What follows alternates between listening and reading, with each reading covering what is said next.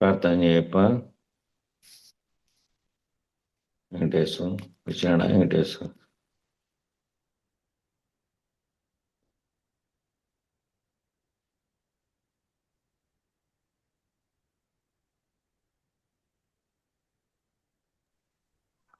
జై గురు రామే. జయ గురమ్మ. జయ గురు.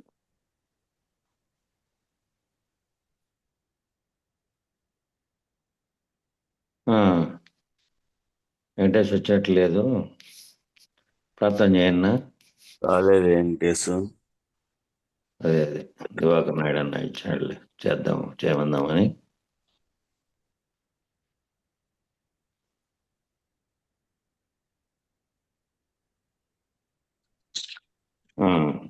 చేయండి.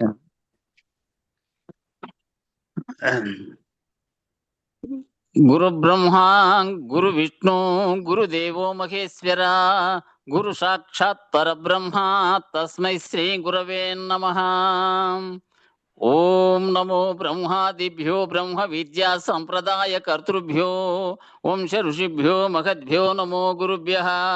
సర్వోపప్లవరహిత ప్రజ్ఞాన ఘన ప్రత్యగర్ధో బ్రహ్మైవాహమస్మి అహం పదార్థరహితః. గురవే సర్వలోకానాం విషజే భవరోగిణాం నిదయే సర్వ విద్యానాం శ్రీ దక్షిణామూర్తయే నమః. బృహద్వాసిష్ట సిద్ధాంతం పూర్ణబోధోపదేశికాం వెంకటేశ్వర యోగేంద్రం సద్గురుభ్యో నమో నమః. ఆత్మానాత్మమతీతమనిశం కేవల ఆత్మోపదేశికాం వేముల రామయార్య యోగేంద్రం సద్గురుభ్యో నమో నమః. క్షరాక్షరమతీతం చ అచల పూర్ణోపదేశికాం శ్రీ పూర్ణానంద పుల్లయార్య సద్గురుభ్యో నమో నమః. ద్వయాత్మరహిత సిద్ధాంతం పరమపురుష ప్రబోధకాం శ్రీ వివేకానంద సుబ్బయార్య సద్గురుభ్యో నమో నమః. అస్మద్గురు సమారంభం కృష్ణ సాందీప మధ్యమాం ఓంకార పీఠ పర్యంతం వందే గురు పరంపరం. జై సద్గురు ప్రభు మహారాజ్ కో జై, గురు పరంపరం కో జై.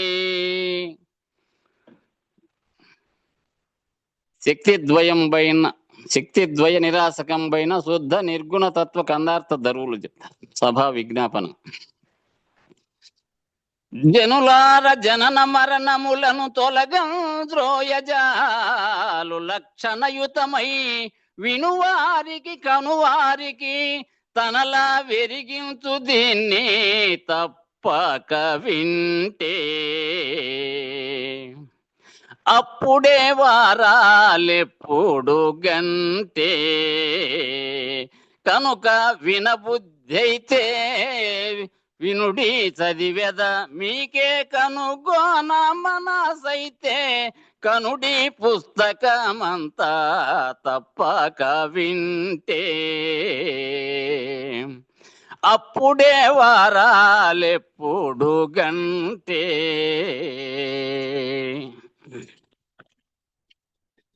వినవలెనని కనవలెనని మనసందున కోర్కెగల్గు మనుజులె వినుడి వినజేసెద కనజేసెద ఘనమగు ఈ బోధ వినా కననొల్ల నట్టి మనుజులు చెనుడొచ్చిన త్రోవ బట్టి తినుమంటే పులి వల్లదని లోకులన వింటి కనుకనే వినవాలేనన నోరాడదు వీణా కననొల్ల నట్టి మనుజులు చెనుడొచ్చిన త్రోవ బట్టి.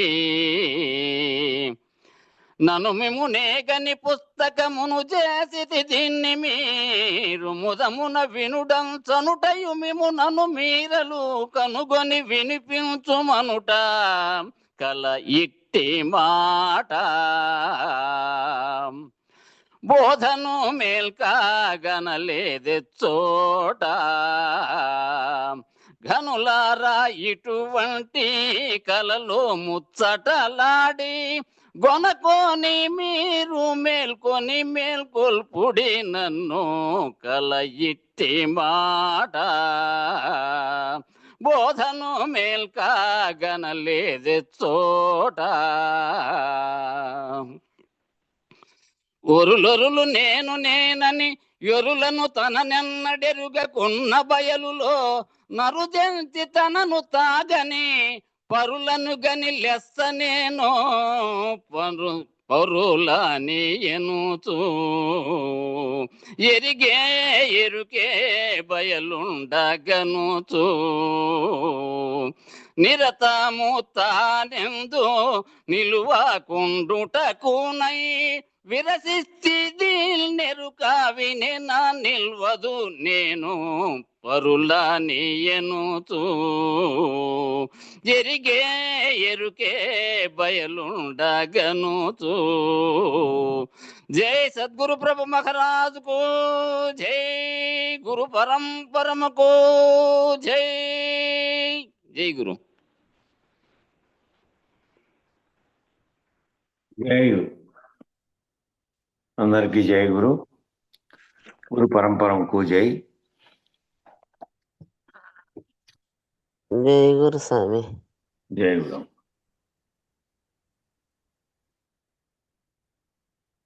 జై గురు స్వామి. జై గురమ్మ. జై. జై గురు స్వామి. ఆ,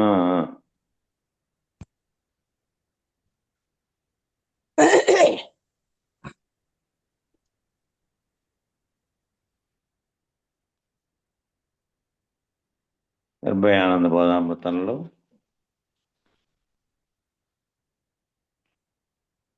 నీ భావన పరమాత్మ భావన, ఆత్మభావన రెండు ఉన్నాయి. నేను శరీరంగా ఉన్నటువంటి స్థితిలో నుంచి నేను గుర్తిరిగే చైతన్యంగా ఉన్నటువంటి ఆత్మస్వరూపాన్ని అనే భావన తెలిసి ఈ సమిష్టిగా ఉన్నప్పుడు ఈ జగత్తంతా వ్యాపించి ఉన్నటువంటి చైతన్యంగా ఉన్నటువంటి పరమాత్మ స్థితిలే కనుక నువ్వు భావన చెందితే ఆ స్థితి అవి రెండు రకాలుగా పరమాత్మ భావన, ఆత్మభావన నుంచి అవి సహజమైపోయినప్పుడు ఆ స్థితిలో నుంచి ఇంకా పరబ్రహ్మ స్థితిలోకి వెళ్ళినప్పుడు ఇక వేరుగా ఉన్నటువంటి వ్యష్టి సమిష్టిలు కూడా లేనటువంటి స్థితిలో భావన చెందినప్పుడు నేను ఇప్పుడు స్త్రీనని కానీ పురుషుణ్ణని కానీ అనేటువంటి భావన లేకుండా సహజంగా ఎవరు గుర్తు చేయకుండా ఏ రకమైనటువంటిది ఆ వ్యష్టి జీవితంలో శరీరంగా భావించే తత్వం లేకుండా ఎట్లా జీవించుతున్నావో అట్లే పరబ్రహ్మతత్వంలో నేను ఆత్మను పరమాత్మననే భావన కూడా లేని స్థితిలో ఏదైతే ఈ ఉత్పత్తి కావడానికి ముందున్నటువంటి స్థితిలో దేని ప్రకాశం చేతైతే ఇవన్నీ ఉత్పత్తి అయినాయో అవి రహితమైపోయినటువంటి స్థితిలో ఉంటే ఆ విధమైన జీవితం నువ్వు జీవిస్తూ ఉంటే ఇక నేను ఆత్మను పరమాత్మననే భావన కూడా లేని స్థితి. ఆ స్థితిలో పరబ్రహ్మతత్వం తానై ఉన్నటువంటి సహజానందంగా ఉండిపోతావు. ఇంకా మళ్ళీ వ్యష్టి సమిష్టిలను కూడా దాటిన స్థితిలో నువ్వు సహజానందంగా ఉండిపోతావు. అది సహజమైంది. అప్పుడు ఎక్కడికి వెళ్ళి అయ్యావు? ఎక్కడికి వెళ్ళి ఆ స్థితిలోకి నువ్వు అయ్యావు? ఆ పరబ్రహ్మ స్థితిలోకి వెళ్ళి లయమైపోయావు. ఇంకా అక్కడ లయమైపోయాను. నీ భావన లయమైపోయినటువంటి స్థితిలో అక్కడ ఏ భావనలకు అవకాశం లేనటువంటి వ్యష్టి సమిష్టిలకు అవకాశం కానీ చైతన్య రహితమైనటువంటి స్థితిలో నువ్వు ఉండిపోతావు. అప్పుడు ఎక్కడికి వెళ్ళి అయ్యావంటే పరబ్రహ్మ స్థితిలోకి వెళ్ళి ఇంకా లయమైపోయినావు. ఇక నేనుగా వ్యవహరిస్తున్నటువంటి శరీరంతో తాదాత్మ్యత అనేది లేకుండా అయ్యావు. శరీరం యొక్క పనిముట్లులాగా దానికి నిర్ణయించినటువంటి ఆ శరీరం ఉన్నంత కాలం చేస్తున్న పనిలో చేస్తోంది. భావనలో ఆత్మస్థితిలో నుంచి ముందేమో ఆత్మస్వరూప స్థితి, ఆ తర్వాత సమిష్టిగా ఉన్నటువంటి పరమాత్మ స్వరూప స్థితి, ఆ తర్వాత ఏమో ఆ రెండు ఉత్పన్నం కాకముందు ఉన్నటువంటి అవ్యక్త స్థితిలో ఉన్నటువంటి ఏ మూలంలోంచి ఎక్కడి నుంచి ఎట్లా ఏర్పడిందో వచ్చి అది రహితమైనటువంటి స్థితిలో అంతకుముందు ఉన్నటువంటి పరబయలుగా ఉన్నటువంటి స్థితిలో తాననే భావన కానీ పురుష స్త్రీ అనే భావన కానీ శరీరం కానీ వ్యష్టి సమిష్టిలు రెండు లేనటువంటి భావనలో లయమైపోయావు. అది గమ్యం. అది ఆ మెహర్ బాబా చెప్పినటువంటి సందేశం. మనకు అజ్ఞానం నుండి అంటే శరీర ధర్మం నుంచి వేరు చేసి నీవేదై ఉన్నావో ఆ ఆత్మస్వరూప జ్ఞానాన్ని బోధించినటువంటి వారు, స్వరూప జ్ఞానాన్ని తెలియజేసేటటువంటి వారు ఎవరో వాళ్ళే గురువులు. ఎవరు ఈ విధమైనటువంటి ఈ అజ్ఞానం నుంచి, శరీర ధర్మం నుంచి నిన్ను వేరు చేసి నువ్వు శరీరం అనే పనిముట్టులోనే ఉన్నప్పటికీ ఎవరు సర్వమునకు కారణమైన వస్తువు ఏమిటి, నీలో కానీ బ్రహ్మాండంలో కానీ ఆ కారణ వస్తువును ఏదైతే ఉన్నదో, ఆ కారణంగా ఉన్నటువంటి చైతన్యం ఏదైతే ఉన్నదో అది నీవు అనే స్థితిలో నుంచి మళ్ళీ నిన్నింకా ఆ పైన ఏ స్వరూపంలో నువ్వైతే ఉన్నావో నీ స్వరూప జ్ఞానం ప్రకారం నువ్వు ఏ స్థితిలో నుంచి వచ్చి ఏ విధంగా ఉన్నావో తెలియపరిచి దాన్ని కూడా దాటుకునేటువంటి దానికి సహాయపడేది ఎవరున్నారో వాళ్ళే సద్గురువులు, వాళ్ళే గురువులు అనేటువంటి దానికి అర్థం అది. ఇంకా పరమ గురువు గారు ఉన్నటువంటి అచల గురువు లాంటి వాళ్ళు గురువుగా దొరికితే మీరు ఆయా స్థితుల్లో ఏవైతే భావనలు పొందారో దాని నుంచి కూడా విడుదల చేసి నువ్వు లేనటువంటి పరబయలు స్థితిలోను నిన్ను ఎరిగించి నిన్ను రహితపరిచేటువంటి స్థితిలో పరమ గురువులుగా వాళ్ళు ఉంటారు. కాబట్టి ముందు నీవు ఆశ్రయించినటువంటి గురువు ద్వారా నీ స్వరూప జ్ఞానం తెలుసుకునే స్థితిలో ఒక్కొక్క మెట్టు పోతున్నావో లేదో చూసుకోవాల్సిన బాధ్యత నీది. ఈ పరిణామంలో ఇంకా ఈ 14వ పాఠం గురుబోధ పరిప్రశ్న. గురుబోధ దాంట్లోంచి వచ్చిన పరిప్రశ్న. పరిప్రశ్న అని ప్రత్యేకంగా అడిగారు. మామూలుగా ప్రశ్న, పరిప్రశ్న అనేది వేరు. మామూలు ప్రశ్న అంటే ప్రశ్నలు తలెత్తుంటే అందరూ అడుగుతూ ఉంటే నువ్వు కూడా ఒక ప్రశ్న తలెత్తితే వేయడం. పరిప్రశ్న అనేది ఏమిటంటే బోధిస్తున్న బోధలో జరుగుతున్న వ్యవహారాన్ని అవగాహన ఎక్కడైతే నువ్వు నెమ్మడితే పోతున్నావో అందులో నుంచి తలెత్తేటువంటిది పరిప్రశ్న. విచారణలో భాగంగా నీ అవగాహనలో లోంచి నువ్వు అర్థం చేసుకుంటూ పోతూ ఉంటే ఏ అంశం అయితే నీ ముందు సందేహం వచ్చిందో, ఏ దాని మీద వచ్చిందో ఆ బోధలో నుంచే రావాలి అది. కాబట్టి పరిప్రశ్న అంటే విశేషంగా నువ్వు నీ విచారణలో భాగంగా నీకు వస్తుంది కాబట్టి అట్లా వచ్చిండే పరిప్రశ్నకు వచ్చిన జవాబు నీలో పూర్తిగా నీకు మళ్ళీ అటువంటి అజ్ఞానం మళ్ళీ రాకుండా, మళ్ళీ అటువంటి సందేహం రాకుండా నివృత్తి చేయగలిగిన స్థితిలో పరిప్రశ్న వేయగలిగినటువంటి వాడు, దానికి తెలుసుకున్నటువంటి వాడు అట్లా ఒక్కొక్క స్టెప్ పైకి పోతాడు. పరిప్రశ్నతో అంటే విచారణలో భాగంగా నువ్వు అర్థం చేసుకుంటూ ఏ విషయం అయితే చెప్తున్నాడో అందులో కలిగే నీ సందేహాలకు అనుగుణంగా నువ్వు గురువును ఆ గురుబోధ చెప్పేటప్పుడు ప్రశ్నించడమే పరిప్రశ్న. కాబట్టి విచారణలో అజ్ఞానం పోగొట్టుకున్నటకు ఎందుకు ఆశ్రయించావు నువ్వు గురువుని? దేని కొరకు శిష్యుడు అంటే గురువుని దేని కొరకు ఆశ్రయించి ఉన్నాడు? ఎందుకు వెళ్ళి ఆశ్రయించాడు? ఎందుకు గురువుని ఆశ్రయించాడు? గురువును నీలాగే ఉన్నటువంటి గురువు భౌతికంగా చూస్తే నీలాగే కనపడుతుంటాడు. అన్ని రకాల వ్యవహారాలు మానవునికి నీకు ఎట్లున్నాయో అట్లే ఉన్నాయి. కానీ ఏమిటికి ఆశ్రయించావు అంటే అజ్ఞానం పోగొట్టుకున్నటకు, జ్ఞానం కొరకు అని చెప్పాడు శిష్యుడు.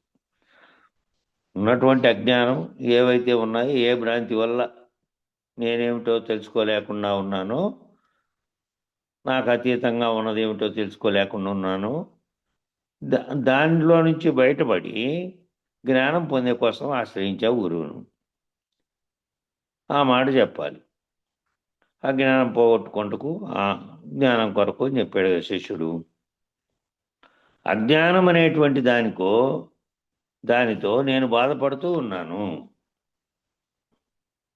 అనేటువంటి వివేకం కలిగి ఉండాలి వానికి అజ్ఞానంతో నేను బాధపడుతున్నాను అనేది కలగాలంటే ఈ జీవ సంబంధమైన దాంట్లో నేను ఫలానా అనేటువంటి శరీరంతో తాయత్వం చెంది దాంట్లో వచ్చే సుఖదుఖాలను అనుభవించుకుంటూ ఈ సతమతం అవుతున్నటువంటిది కాదు నేను అనేది ఈ రకమైనటువంటి ఈ జన్మ వల్ల కలిగినటువంటి జీవుడుగా ఉన్నటువంటి దాంతో భ్రాంతి చెందుతున్న సర్వమును నేను వదిలిపెట్టి నన్ను గురించి తెలుసుకోవాలి అనే వివేకం కలగాలంటే వైరాగ్యం కలిగి ఉండాలి అంతకుముందు. కాబట్టి నేను సంసారం అనేటువంటి దాంట్లో బిగించబడి ఉన్నాను. ఇంట్లోనేమో వ్యావహారిక జీవితంలో ఉన్నటువంటి శరీర సంబంధ సంసారం అంటే బాహ్య జగత్తులంతా దృశ్యమనే సంసారం ఉంది. బాహ్య జగత్తుకు సంబంధించి దాంతో ప్రకృతిలో తాదాత్మ్యం చెందడం వల్ల ఉన్నటువంటి ఈ జన్మించిన తర్వాత కారణమై ఉన్నటువంటి సర్వము ఆ సంసారం అనే చట్టంలో బిగించబడింది. దానిలో నుండి విముక్తి పొందాలి, ఈ చట్టంలో నుంచి విముక్తి పొందాలి అనేటువంటి తెలివి కలిగింది. అది ఏదో ఒక సందర్భంలో కలిగింది. అట్లా కలిగిన వాళ్ళే దాని పట్ల తీవ్రత ఏర్పడిపోతున్నారు. కాబట్టి అది అజ్ఞానంలో భాగంగా కలిగింది. ఆ భావన కూడా అది అజ్ఞానంగా ఉన్నప్పుడే కలిగింది. ఇంకా అజ్ఞానంలో ఉన్నట్టుగానే వీళ్ళంతా ఏం చెబుతున్నారు, ఎందరో మహానుభావులు వారి వారి సిద్ధాంతాలు చెప్తున్నారు. వాళ్ళు ఏదైనా చెప్పని, ముందు అది ఏమిటో కనుక్కుందామనే జిజ్ఞాస నీలో కలిగింది అంటే అంతకుముందు నేను నడుస్తున్నటువంటి వ్యవహారం అంతా అజ్ఞానంగా ఉన్నది. కాబట్టి దీంట్లోనే దీన్ని అధిగమించి జ్ఞానాన్ని పొందాలనే తెలివి కూడా అప్పుడే కలిగింది. అప్పుడే జ్ఞానం రాదు. అప్పుడే జ్ఞానం అనేది అప్పుడే వెంటనే రాదు. అజ్ఞానంగా నేను వ్యవహరిస్తున్న దాంట్లో నుంచి జ్ఞానం లేకపోవాలనే భావన కలిగినప్పటికీ అది విచారణ ద్వారా ఒక్కొక్కటి ఏం భ్రాంతులు ఉన్నాయో విడిపడతా వస్తే తప్ప రావు. ఒక్కసారిగా వచ్చేది కాదు ఇది. అయితే సంసారం అనేటువంటి అంధకార జ్ఞానంలో పడ్డాడు.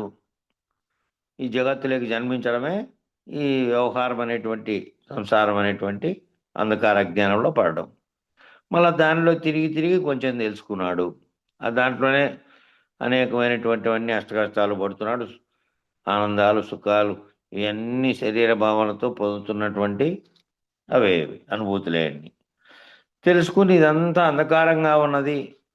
ఇవి ఎప్పటికైనా కూడా ఇవన్నీ నాకంటి నీకంటి ముందనే అనేక మంది అనేక రకాలుగా ఏ ఏ రకాలుగా కష్టాలు పడినా సుఖాలు పడినా ధనవంతులుగా ఉన్నా ఇంకో రకంగా ఉన్నా ఏ ఏ స్థితుల్లో ఉన్నా వాళ్ళందరూ కూడా ఆఖరికి ఏమవుతున్నారు, శరీరం నశిస్తోంది. అందులో గుర్తెరిగే చైతన్యం ఆ చేసిన కర్మలను బట్టి మళ్ళీ జన్మలను పొందుతోంది. కాబట్టి ఈ కంటి ముందు తరతరాలుగా జరుగుతున్నటువంటి వ్యవహారంలో ఇది నశించేటువంటి జగత్తులోనే నశించేటువంటి దాంట్లో నేను వచ్చి ఉన్నా. కాబట్టి ఈ అంధకారంలో నుంచి కొంచెం మసక చీకట్లోకి వచ్చి అంటే రజోగుణంలోకి వచ్చి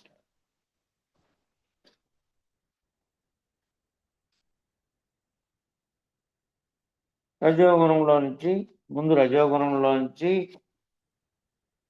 అంటే ఈ మసక చీకటి ఏదైతే ఉందో అది రజోగుణం.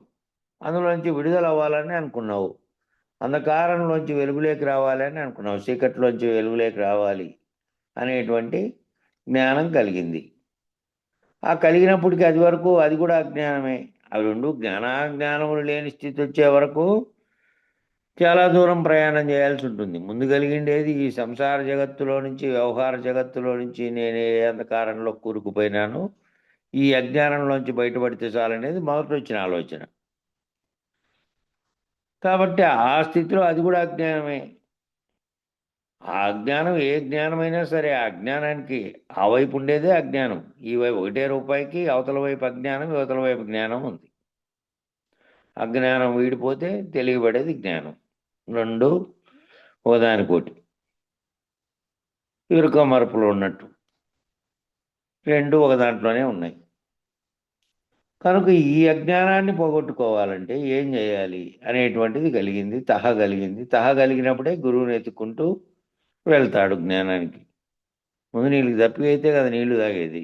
కాబట్టి నీకు తహ కలిగింది, ఈ అజ్ఞానాన్ని పోగొట్టుకోవాలి, సరైనటువంటి దీంట్లో నుంచి బయటపడేసి గురువును వెతకాలి అని పోయినావు. కాబట్టి ఆ జ్ఞానాన్ని వైపుకి వెళ్ళావు. ఆ జ్ఞానం తెలిపే వాళ్ళు ఉన్నారంటే వెళ్ళావు.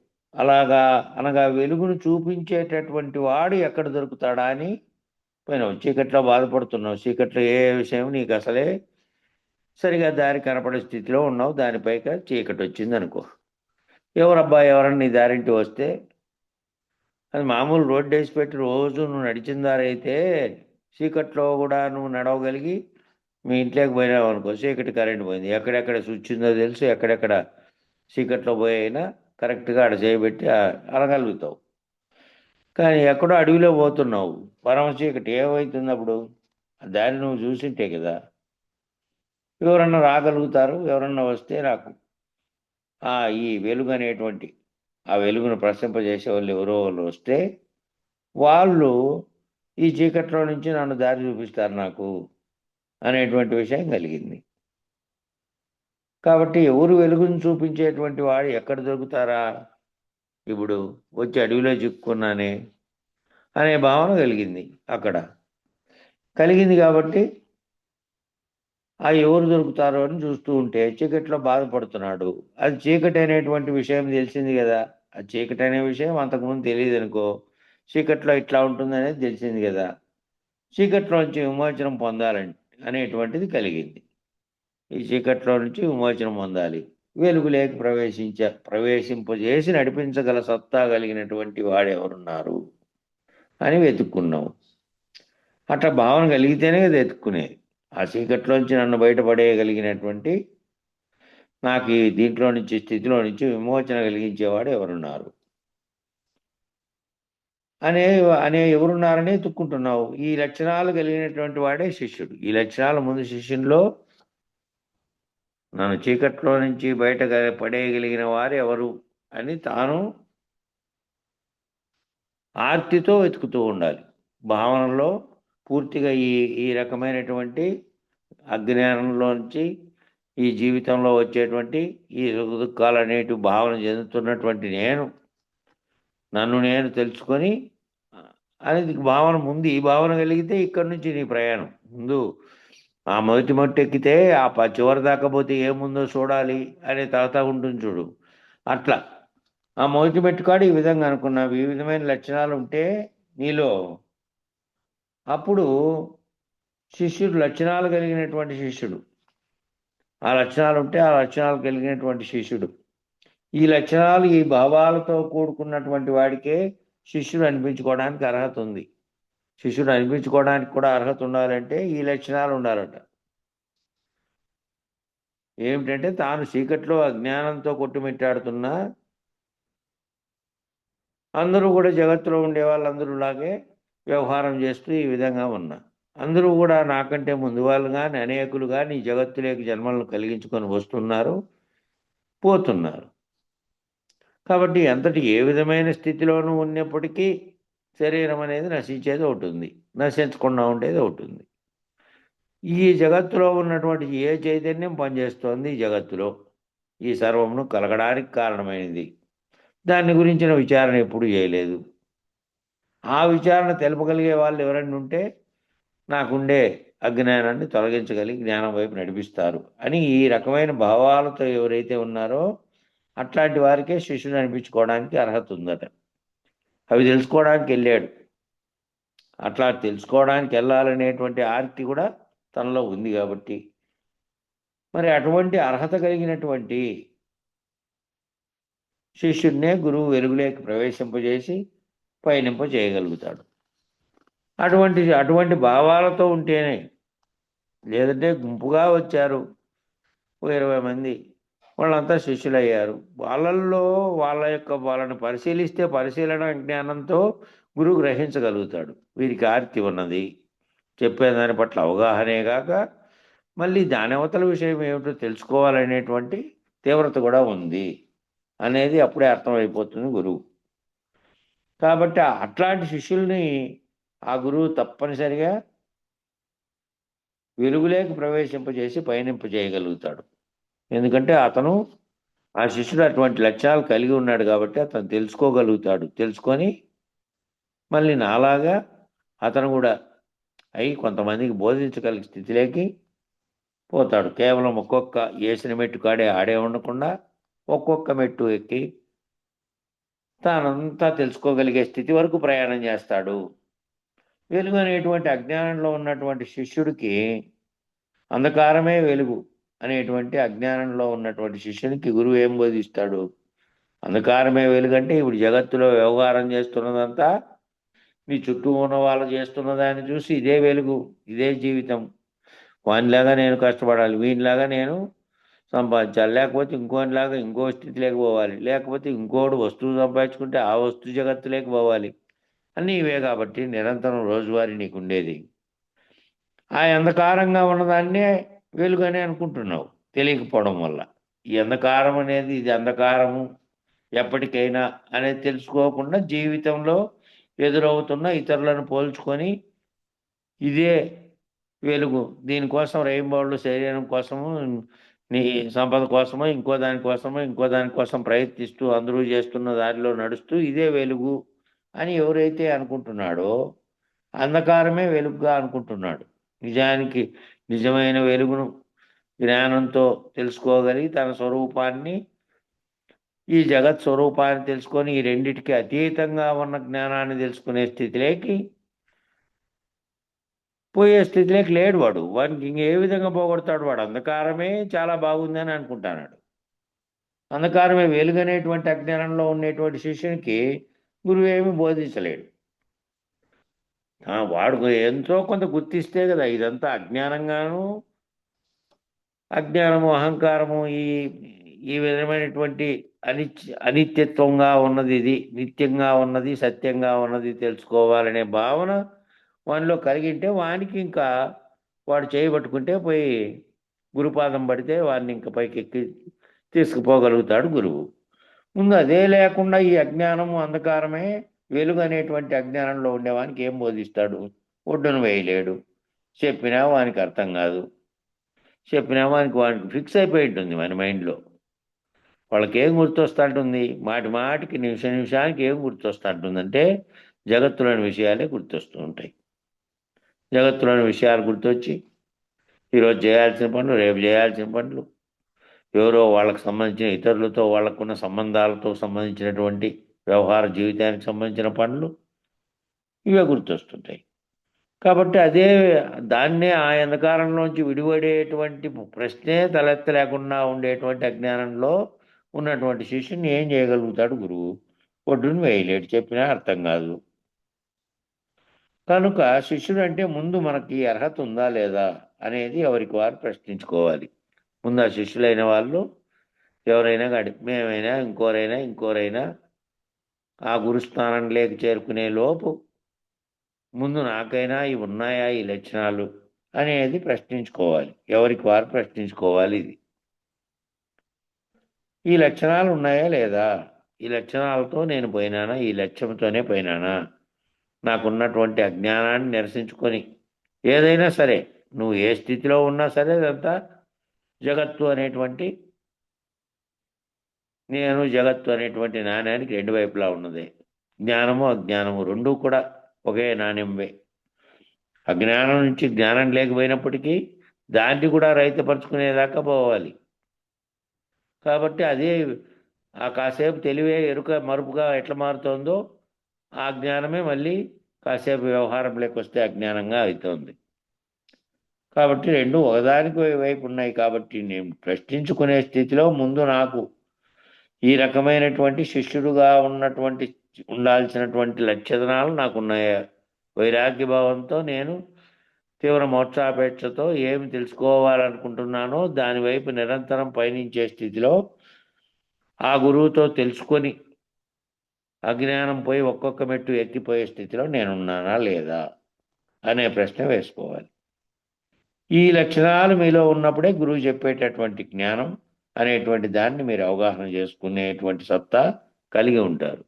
ఈ లక్షణాలు ఉంటే ఆ వింటున్నప్పుడే ఎప్పటికప్పుడు మీలో పరిప్రశ్న కలగాలి. పరిప్రశ్న కలగడం అంటే నీలో బోధన అవగాహన చేసుకుంటుండగా నీలో వచ్చేటువంటి సందేహాలను తీర్చుకునేకి అంకురించేటువంటివి అవి ఆ ప్రశ్నలు. పరిప్రశ్నలు అనేటువంటి బోధలో నుంచి విచారణలోంచి అంకురించే ప్రశ్నలు.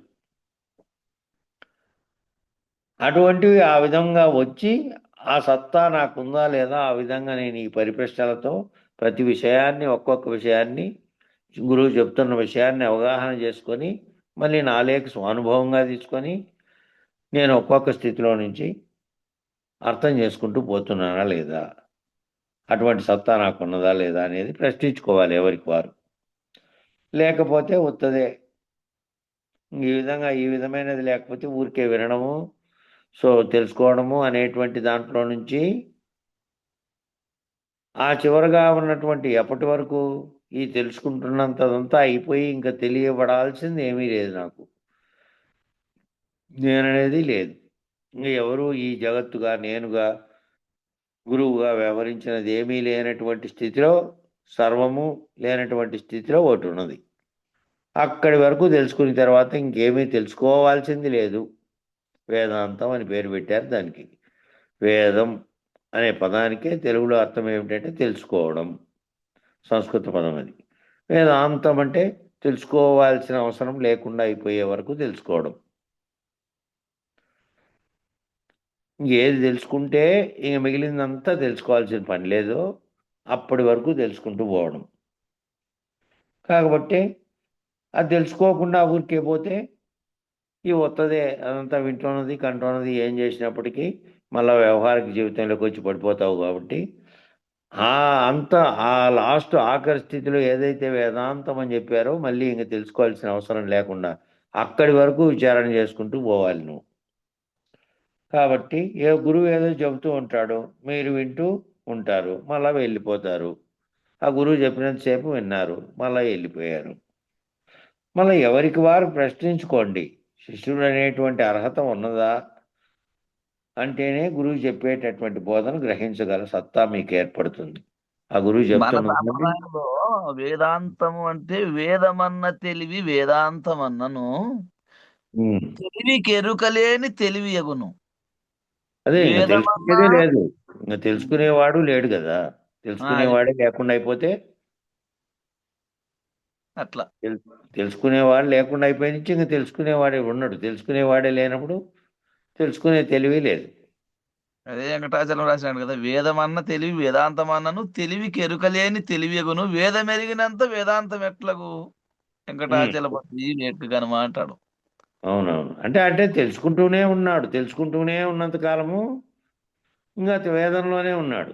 వేదరహితుడైనా తెలుసుకునే పరిస్థితుల్లో లేడు. తెలుసుకునేదంతా లేదు. తెలుసుకునేదంతా తెలుసుకొని తెలుసుకునే తెలివి కూడా రహితపరుచుకున్నాడు. గమ్యమైపోయి వేదాంతాతీతం. అట్లా. వేదాంతాతీతం. ఉమ్, వేదాంతాతీతం అని తెలియబడితే ఈడ లేడు, అప్పుడు లేడు. ఉమ్.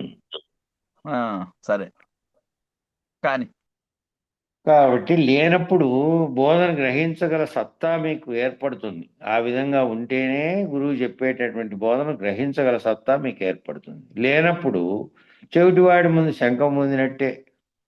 చెవిటివాడు సంతకం ఉంది, శంఖం అనేటువంటి ఊదేది ఏదో శబ్దం వస్తుంది అంతే. ఆ శబ్దం చెవిటివాడు కనుక్కోలేడు. కాబట్టి ఊదారు, ఏదో శబ్దం నా ముందర జరిగింది అనేది వానికి ఉండదు. అదే పద్ధతిలో ఇక్కడ చెవులు ఉన్నప్పటికీ ఏ అజ్ఞానం చేత పోగొట్టుకోవాలని ఇచ్చావో ఆ అజ్ఞానం పోగొట్టుకునేటువంటి పరిజ్ఞానం నీలో ఒక్కొక్కటి ఏర్పడి దాన్ని అర్థం చేసుకుని ముందుకు వెళ్ళలేకపోతే ఇప్పుడు ఆ శబ్దం ఊదారు లేదు అనేది కూడా తెలియదు ఆ చెవిటోనికి. కాబట్టి అట్లే ఈ శిష్యునికి కూడా శబ్దం వినేయగలిగే సత్తా ఉన్నప్పటికీ దాన్ని అవగాహన చేసుకునేటువంటి తెలివి ఉండి అంతకుముందు ఉన్నటువంటి అజ్ఞానంగా భావించిన దాన్ని పోగొట్టుకుంటూ అవగాహన చేసుకుంటూ ఉన్నప్పుడే అప్పుడు తాను కూడా ఒక్కొక్కటి గ్రహించే సత్తా ఏర్పడుతుంది. ముందు తెలుసుకుంటూ పోతే సత్తా ఏర్పడుతూ వస్తుంది. అదే సత్తా రావడం అంటే ఏమిటి? దాని గురించి నీలో ఉన్నదో ఆ సందేహాలు ఒక్కటొక్కటిగా భ్రాంతులు పోతే అదే. అంతకుముందు తెలియబడలేదు, తెలిసిన తర్వాత ఓహో ఇది అనుకున్నావు. అట్లా ఒక్కొక్కటిగా నీకు విడిపోతే నీలో అంతకుముందు ఉన్నటువంటి అజ్ఞానమే అది జ్ఞానంగా తెలుసుకున్న తర్వాత జ్ఞానం. కాబట్టి ఆ నిర్ధారణ ఎవరికి వారికి చేసుకోవాలి. ఇదంతా అవగాహన అవుతుందా లేదా అనేది. గురువు అంటే ఇది, శిష్యుడు అంటే ఇది అనేటువంటి నిర్ణయం కలిగి కూర్చున్నప్పుడు గురువు చెప్పేది చక్కగా మీకు అవగాహన చేసుకోగలుగుతారు. గురువు అంటే ఏ విధంగా ఉన్నారు?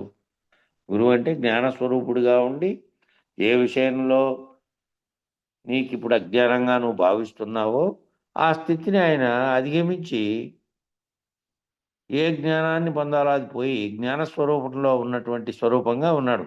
శరీరంగా నామరూపాత్మకంగా భావించిన స్థితి ఏమో మొదట్లో నువ్వు పోయినప్పుడు ఈ ఫలానా పేరుతో ఉన్న ఫలానా గురువు నాకు ఏమైనా చెప్పగలడని చెబుతున్నారు కాబట్టి ఆశ్రయించి ఆ గురువుని ఆ రూపంతో చూసావు. ఆ తర్వాత నువ్వు చూడాల్సింది ఏంటి అంటే ఆయన జ్ఞాన సంపన్నుడై జ్ఞానస్వరూపంలో ఉన్నటువంటి సర్వమునకు అతీతమైన దాన్ని తెలుసుకొని తాను కేవలం తనకు చెప్పకోసమే తనకు చెప్పడం కోసమే నీ ముందున్నాడు. లేని దాంట్లో నుంచినే వచ్చి చెప్తున్నాడు. ఇదంతా నిజానికి లేనిదని నిన్ను తీసేయగలిగితే నువ్వు అశరీర గురుమూర్తిల స్థితిలోకి పోతావు. అప్పుడు వేరుగా ఉన్నటువంటి స్థితే లేదు. కాబట్టి విడుదల అవ్వాలంటే అవగాహన చేసుకొని నువ్వు చక్కగా ఇదంతా అవగాహన చేసుకొని దాని నుంచి విడుదల అవ్వాలనేటువంటి తహత కలిగి ఉంటే దాన్ని ఆచరణలో పెడతారు. గురువు చెప్పే చక్కగా వింటే మీరు అవగాహన చేసుకోగలుగుతారు. అవగాహన చేసుకుంటే దాని నుంచి విడుదల అవ్వడానికి తహతహ ఏర్పడుతుంది. దాన్ని ఆచరణలో పెడతారు. ఆచరణలో పెట్టినప్పుడు అడ్డంకులు వస్తున్నప్పుడు ప్రశ్న వేయగలుగుతారు.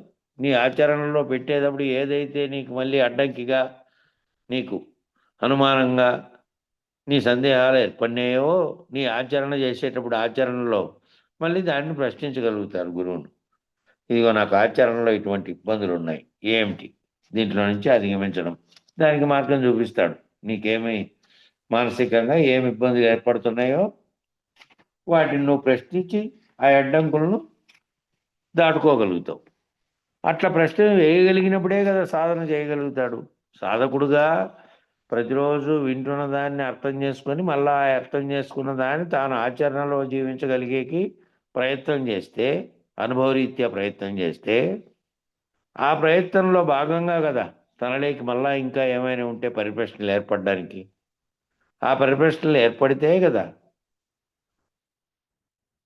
అతనికి మళ్ళీ ఆ పరిప్రశ్న వేయగలిగినటువంటి స్థితిలో ఉన్నటువంటి శిష్యునికి గురువు సరైన సమాధానం చెప్తే ఇంకో మెట్టు పైకి పోతారు. అట్లా చేసుకుంటూ పోయినటువంటిదే ఈ వేదాంతంలో అనేక రకాల సిద్ధాంతాలు ఈరోజు ఇన్ని వచ్చినాయి అంటే ఎవరికి వారు వాళ్ళ స్థితిలో అట్లే ఉండిపోయినంటే మొదట ఏం చేశాడు వాడు? ఏమీ తెలియదు, రాత్రి చీకటి అవుతోంది, ఇదంతా లేదు. మానవులు అడవిలో జీవించుకున్నటువంటి ఇతర జీవుల్లా ఉండే రోజుల్లో పొద్దున్నే వెలుగు వస్తానే అదేనేమో దేవుడు అనుకొని దానికి మొక్కాడు. మళ్ళా చీకటి అయిపోయింది. చీకటి అంటే ఇది ఎందు దయము అనే స్థితిలో ఉండిపోయాడు మొదట. ఒక్కొక్క దాంట్లో నుంచి వెలువడిన తర్వాత సిద్ధాంతాలు తయారు చేసిన తర్వాత దాంట్లోకి పరిశోధన చేసి ఇది నిజమా కాదా అనేటువంటివి ఏర్పడడం వల్ల మళ్ళీ తాను ఒక్కొక్కరుగా తాను తన అనుభవపూర్వకంగా తెలుసుకుంటున్నప్పుడు ఏర్పడిన దానికోసము మళ్ళీ వాళ్ళు ఎన్నో రోజులు ఆలోచనలు చేసి వారికి తట్టినటువంటి వేదాలలో తెలుసుకున్న జ్ఞానానికి కాకుండా మళ్ళీ సొంతంగా అనుభవపూర్వకంగా వచ్చిన సంశయాలతో వాళ్ళు ఇది కాదు ఇది కాదు ఇది కాదు అనుకుంటూ వచ్చారు. ఇది కాదు అనుకోవడానికి ఏదో దానికంటే ఉన్నది అనుకోవడానికి కూడా కారణం ఈ రకమైనటువంటి పరిప్రశ్న తలెత్తడం వల్లే. పరిప్రశ్న తలెత్తకపోతే ఎవరో ఒకరు చేసిన సిద్ధాంతం అటు పెడితే దాన్ని బట్టే పోతూ ఉండేవాళ్ళు, ఇంకా అదే అజ్ఞానంలో ఉండేవాళ్ళు. కాబట్టి ఈ విధమైనది పరిప్రశ్న ఏర్పడితేనే ఈ రకమైనటువంటి ఇన్ని రకాలుగా వాళ్ళు వ్యక్తీకరించిన దాన్ని ఒకరు వ్యక్తీకరించిన దాన్ని విశ్లేషణ చేసి దానికంటే ఉన్నది పైన అనే దాన్ని ఒక్కొక్కరు తెలుపుకుంటూ వచ్చారు. కాబట్టి ముందు ఈ చెప్పడం ఈ తెలుసుకోవడం అనేటువంటిది ఎక్కడి నుంచి రావాలి? వింటున్నటువంటి దాన్ని తాను అనుభవ స్థితిలోకి తీసుకెళ్తూ ఉండగా ఏర్పడేటువంటి సందేహాలతో ఏర్పడాలి ఆ పరిప్రశ్న. కాబట్టి నువ్వు అప్పుడు శిష్యుడు బాగా అవగాహన చేసుకుంటూ ఒక్కొక్క స్థితిలో నుంచి అధిగమించినట్లు లెక్క. కాబట్టి శిష్యుడు ఆ విధంగా ప్రశ్న వేయగలిగినప్పుడే సాధన చేయగలుగుతాడు. అట్లా ప్రశ్న వేయకుండా ఊరికే శిష్యుడు వినటమే జరుగుతూ ఉంది ఇప్పుడు. అట్లా జరిగితే గురువు చెప్పడమే జరుగుతుంది, శిష్యుడు వినడమే జరుగుతుంది. దానివల్ల ఏం ప్రయోజనం ఉండదు. ఎందుకంటే సాధనలో తాను అనుభవ స్థితిలోకి దాన్ని తీసుకెళ్ళి తనకు ఏర్పడాలి. నేను ఈ విధమైన అనుభవ స్థితిలో నేను ఈ విధమైన భావనలో ఉన్నా, నాకు ఈ సందేహం కలుగుతోంది. నేను రోజువారీ వ్యవహార జీవితంలో శరీరంతో ప్రవర్తిస్తున్నా, మరి మీరేమో శరీరం నేను కాదనే స్థితిలో సహజ స్థితిలోకి రమ్మంటున్నారు. మాటి మాటికి వ్యవహారం జరిగేటువంటి చుట్టూ ఉన్న పరిస్థితులేమో శరీరం ఉన్నంత కాలము మాటి మాటికి కళ్ళు అటువైపు చూస్తున్నాయి, భావన అటువైపు పోతోంది, మనసు అటువైపు పోతోంది. ఈ ఆలోచనలన్నీ నిరంతరం పరంపరగా కొనసాగుతున్నాయి కదా. నేను ఎట్లా మరి అనే ఈ చెబుతున్నటువంటి దానితో అవగాహన చేసుకుంటే ఆయా పాత్రలన్నీ పోషిస్తూ ఉన్నప్పటికీ నీలో అసలైన వాడు అనేది ఉంది కదా, ఒకటి భావన చెందుతున్నది ఉంది కదా. పాత్ర వేసావు, పాత్ర రమ్మన్నారు వాళ్ళు, పాత్ర వేసావు నువ్వు. ఆ పాత్ర నీది. పోయింటే ఒక పాత్ర వేశాడు, ఓ పురుషుడు ఓ స్త్రీ పాత్ర వేశాడు డ్రామాలో. ఎంత పాత్ర వేసి ఎంతసేపు తెల్లారిదాకా ఆ చీర కట్టుకొని ఆ బట్టలు కట్టుకొని నటించినప్పటికీ తనకు లోపల తెలుసు కదా తన పురుషుడనే సంగతి. కాబట్టి ఆ స్థితిలో నువ్వు జగత్ అనే వ్యవహారికంలో శరీరము అనే పనిముట్టు లేకొచ్చి ఆ పనిముట్టుతో తాయాత్మత చెంది పనిముట్టుతో చేపిస్తూ ఉన్నప్పటికీ పనిముట్టుగా చేయని పనిముట్టు పని చేస్తూ ఉంటే ఉన్నప్పటికీ కూడా నీ భావం ఏ విధంగా ఉండాలంటే, నేను ఏ చైతన్య స్వరూపం ఈ పనులన్నింటినీ తానని భావించి శరీరంతో చేస్తోందో దానికి వేరుగా ఉన్నటువంటి చైతన్యాన్ని, అది లేకుండా ఈ పనిముట్టు కానీ ఈ చుట్టూ ఉన్న జగత్తు కానీ ఇవన్నీ ఏవి వ్యవహరించలేవు. ఈ వ్యవహరించడానికి కారణమైనటువంటి చైతన్యంగా ఉన్న స్వరూపాన్ని నేను. కాబట్టి దాని పని అది చేసుకొని ఇంట్లో పనులు, వ్యవహారం పనులు అన్నీ చేసుకున్నప్పటికీ దాంట్లో ఉన్నటువంటి గుర్తెరిగే చైతన్యం ఒకటి ఉంది కదా, అది నేననేటువంటి స్థితి ఎప్పటికీ కలిగి ఉండాలి. ఏమి నటిస్తున్నప్పటికీ వారికి తెలుసు కదా తన యొక్క అసలు స్వరూపం ఏమిటో. అట్లా కాబట్టి గురువు చెప్పడమే జరుగుతుంది, దానివల్ల ఏం ప్రయోజనం ఉండదు. శిష్యుడు వినడం, గురువు చెప్పడం, ప్రతి ప్రశ్న లోపలికి అనుభవరీత్యా తీసుకొని దాంట్లో ఏర్పడే సందేహాలు తీసుకుంటూ పోతే తప్ప ఏర్పడదు. అదే శిష్యునిలో తహ ఉంటేనేమో వెంటనే ప్రశ్న వేయగల సత్తా వస్తుంది. శిష్యునిలో తీవ్రత ఉంటే కనుక తీవ్రత అనేటువంటి తహ అంటే ఆ దప్పిక, ఆ దాహం, ఏది జ్ఞానం తెలుసుకోవాలనేటువంటి జ్ఞానదాహం ఉండాలి. ఇది తెలుసుకోవాలి, నాలో ఈ విధమైనటువంటి జీవితాన్ని నేను అనుభవిస్తూ ఉండగా ఏర్పడుతున్నటువంటివి ఏమి, నేను దాన్ని అవగాహన చేసుకోలేకపోవడానికి ఏవైనా అడ్డంకులు ఉన్నాయా అనేటివి పరిప్రశ్న తేవలెత్తాలి, రావాలి. ఆ రకమైన తహ ఉంటేనేమో వెంటనే వస్తుంది ఆ శిష్యునికి. అట్లా ప్రశ్న వేయగల సత్తా వస్తుంది. ఆ ప్రశ్న వేయగల సత్తా వస్తే ఇక తాను ఆ పరిస్థితుల నుంచి అధిగమించగలుగుతాడు. తహ లేకపోతేనేమో గురువు ఎప్పుడూ చెబుతూనే ఉంటాడు, గురువేమో ఎప్పుడూ చెబుతూనే ఉంటాడు, శిష్యుడు కూడా ఎప్పుడూ వింటూనే ఉంటాడు. కానీ విన్నంతసేపు సర్వం అవగాహన అయింది. మళ్ళా పక్కకు పోతానే మళ్ళీ జగత్ అనే ఆవరణ, కాసేపు గురువు దగ్గర ఉన్నటువంటి ఆవరణలో ఆ కాసేపు విన్నాడు. ఆ కాసేపు అయిపోయిన తర్వాత మళ్ళీ బయటకు పోయి ఇంకో ఆవరణలోకి పోయినాడు.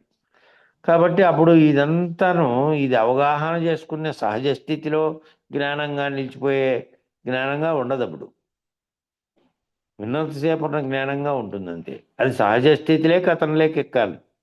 కాబట్టి అతని జ్ఞానం అవ్వదు. ఆ విధంగా ఏదో విన్నంతసేపు మాత్రమే విని మళ్ళీ కనుక తనలేక అది స్వానుభవంగా తీసుకొని సాధన చేయకపోతే అది ఎక్కదు. ఇంకా ఎప్పుడైతే తహ కలిగి అంధకారంలోంచి వెలుగులోకి వెళ్ళాలనేటువంటి తహ కలిగిందో, ఎప్పుడైతే అంధకారంలోంచి వెలుగులోకి వెళ్ళాలి, ఈ అజ్ఞానం పోగొట్టుకొని జ్ఞానంలోకి వెళ్ళాలి, జ్ఞానం తెలుసుకోగలగాలి, నేను తెలియబడాలి, కేవలం ఊరికే వినడం కాదు అనేటువంటి తాహత కలిగితే విషయాన్ని శ్రద్ధగా విని దానిని అవగాహన చేసుకొని మళ్ళీ మరణ నిధిధ్యాసలతో నిరంతరం వెలుగులోకి వెళ్ళాలనేటువంటి తహలో ఉంటారు. అవన్నీ ఎందుకు రాశారు? మన ఆశ్రమంలో ఇవన్నీ ఉన్నాయి గోడలకు. శ్రవణ మరణ నిధిధ్యాసలతో నువ్వు జ్ఞానాన్ని తెలియబడతావు, మళ్ళీ అది గుర్తుంచుకోగలుగుతావు అని. ఊహచేతనే ఊహాతీతం నెరగవలను.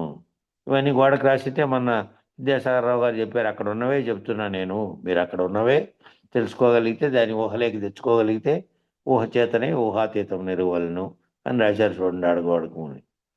ఆ ముఖ్యమైన వాక్యాలు ఏమేమిటి, దేని వలన కలుగుతుందో సంకల్పమే సృష్టికి మూలం.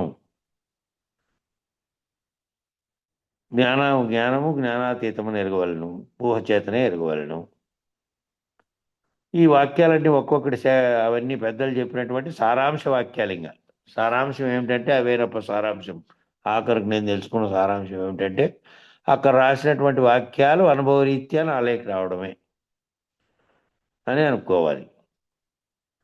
కాబట్టి ఆ సత్తా ఎప్పుడైతే కలుగుతుందో, వేయగల సత్తా కలిగితే గురువు ఎప్పుడు చెబుతూ ఉంటాడు, దానివల్ల నువ్వు జ్ఞానం తెలుసుకోగలుగుతావు. లేదు, ఊరికే వింటూ ఉన్నాడు, గురువు చెబుతూ ఉన్నాడు, ఎప్పటికీ జ్ఞానం రాదు. ఎప్పుడు అనుభవపూర్వకంగా నీలోకి తీసుకుంటేనే. ఇంకా నీలోకి తీసుకొని నువ్వు ఆ భావనలో సాధకుడుగా ఉన్నప్పుడు ఆ భావనలో నువ్వు ఉండాలి, భావంలో ఉండాలి. ముందు శరీర వేదన చేయని పనిముట్టుతో కాదు, లోపల నలుగుతున్నటువంటిది ఏది, ఈ సర్వమును గుర్తెరుగుతున్నది ఏది, దీన్నంతట్లో ఉన్నది ఏది అంటే దానికి కలగాలి, భావనలో కలిగి వ్యవహారం చేయాలి.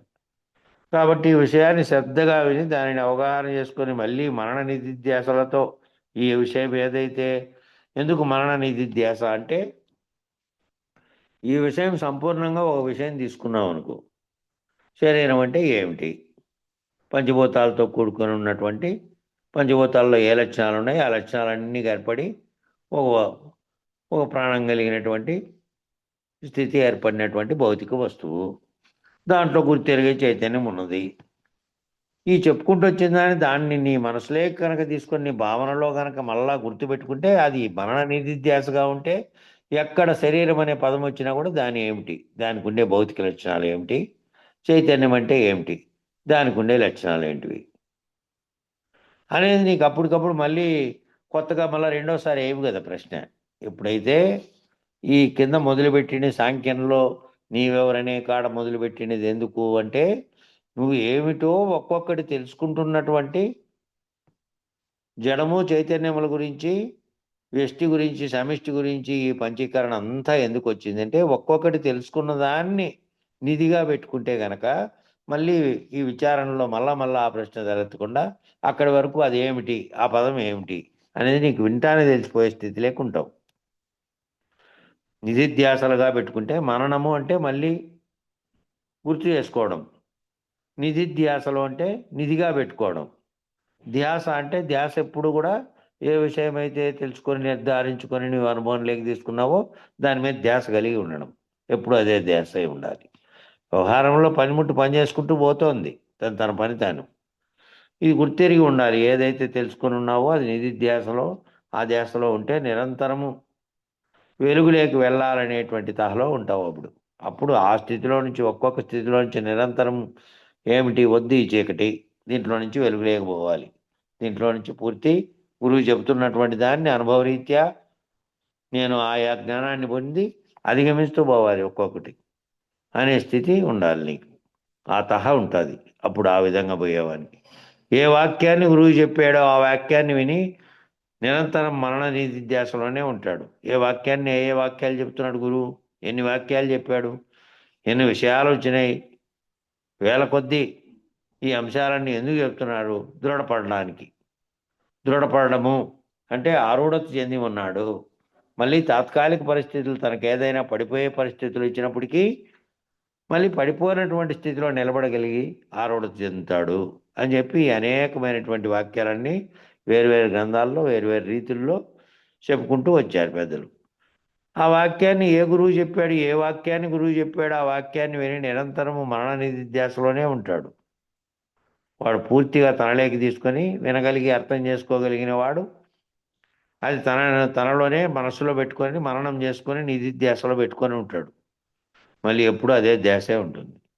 ఉండి దానిని స్థిరం చేసుకొని ఆ తెలిసినటువంటి తెలివిని ఏవేదైతే ఒక్కొక్కటి తెలియబడుతున్నాయో ఆ తెలియబడుతున్న దాన్ని స్థిరం చేసుకొని అప్పుడు కార్యరూపంలో కర్మ చేయడం మొదలు పెడతాడు.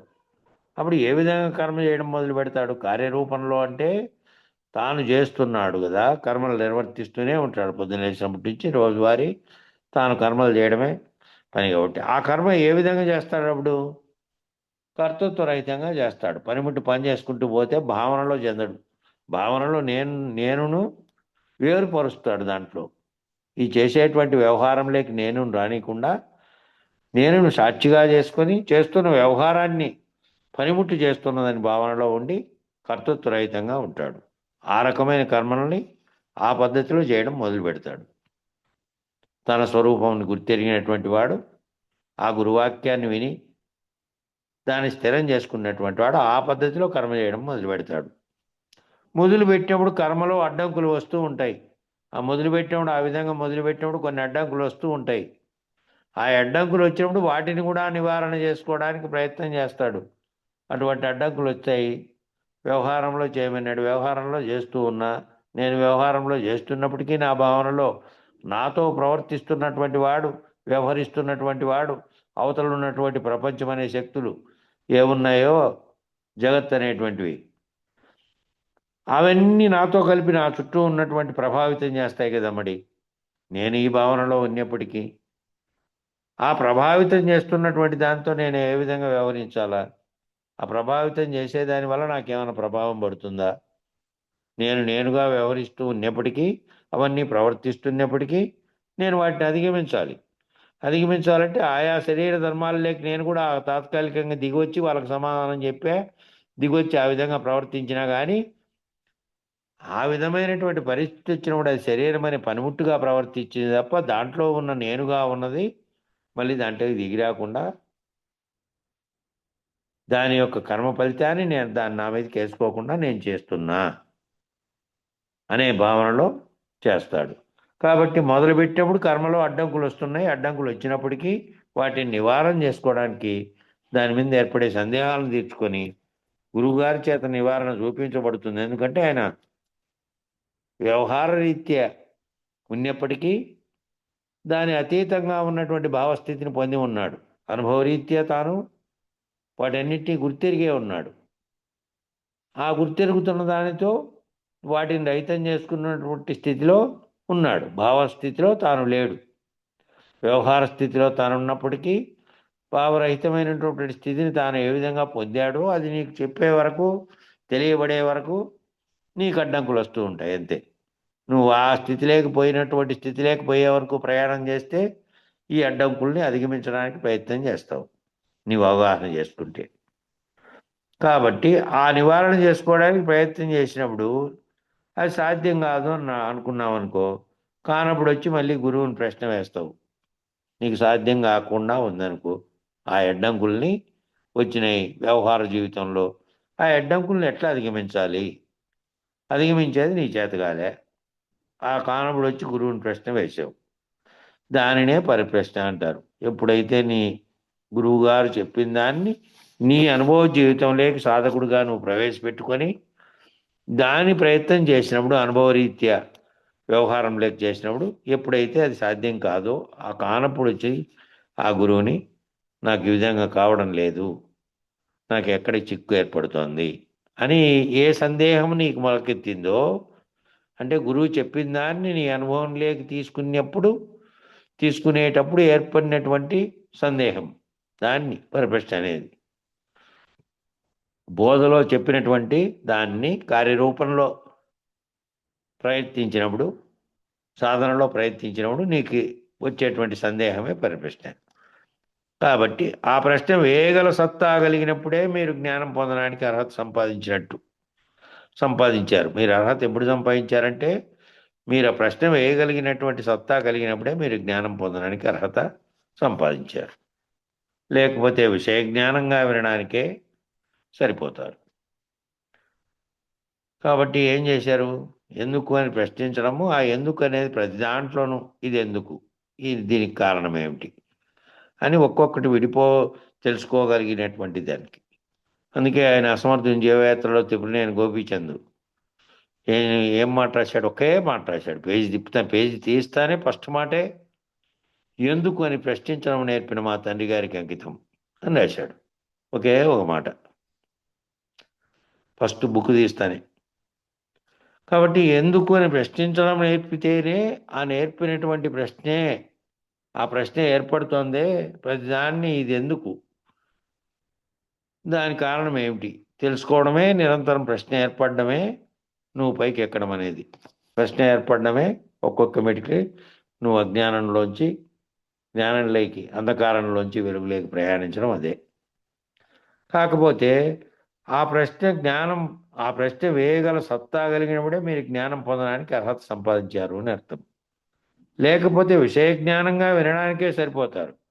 విషయ జ్ఞానమేమో వినంగా వినంగా వస్తుంది.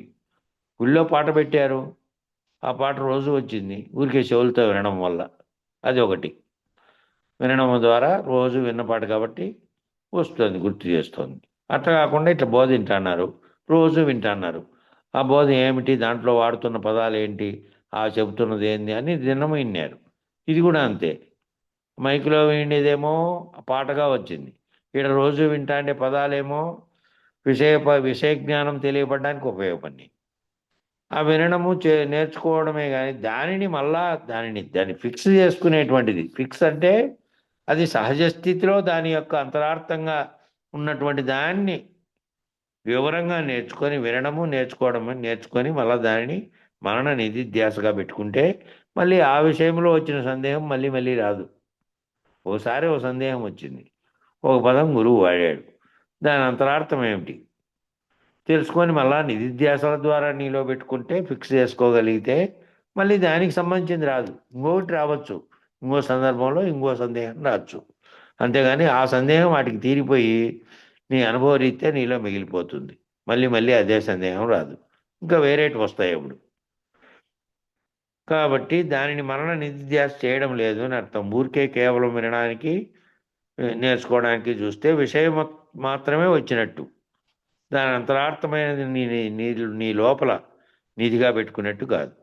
కాబట్టి మనన నిధిధ్యాస చేసినప్పుడు దాన్ని పొందాలనేటువంటి తహ నీకు కలుగుతుంది. ఆ మనన నిధిధ్యాస చేసినప్పుడు ఒక్కొక్క స్థితిలో ఒక్కొక్క భావం నీకేమైతే అర్థమవుతుందో అది మననములో సహజమైపోయాలి.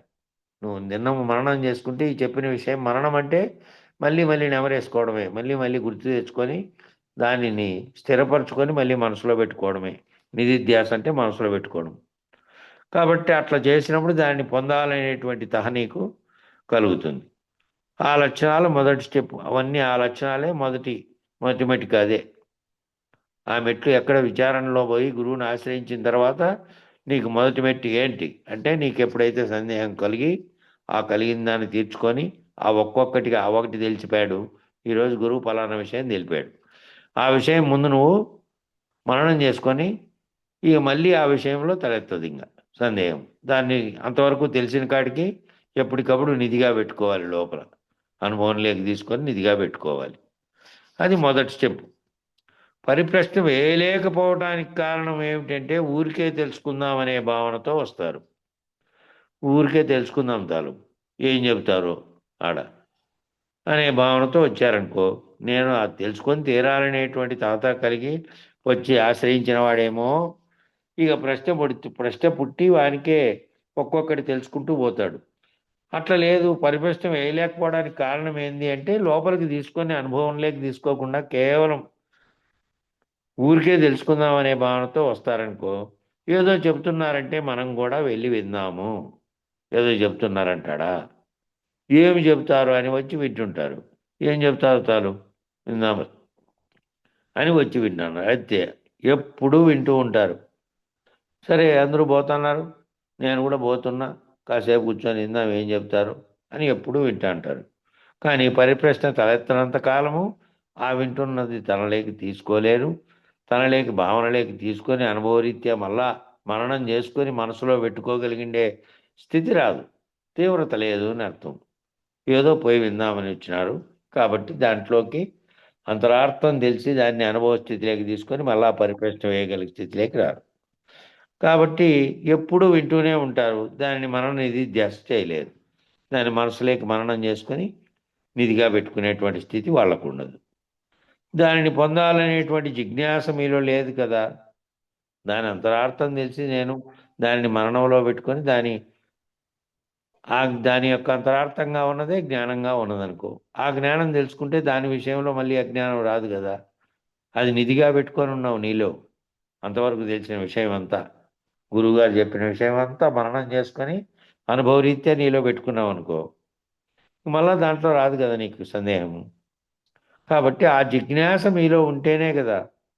మీలో ఆ జిజ్ఞాస లేదనుకో, రోజు వింటూనే ఉన్నాం, రోజు చూస్తూనే ఉన్నాం, రోజు అదే పాట అదే మాట, కానీ దాని అంతరార్థం తెలియబడి ఒక్కొక్క స్టెప్లో నుంచి ఆ తెలుసుకుంటున్న విషయంలోకి పరిణామం చెందట్లేదు కదా.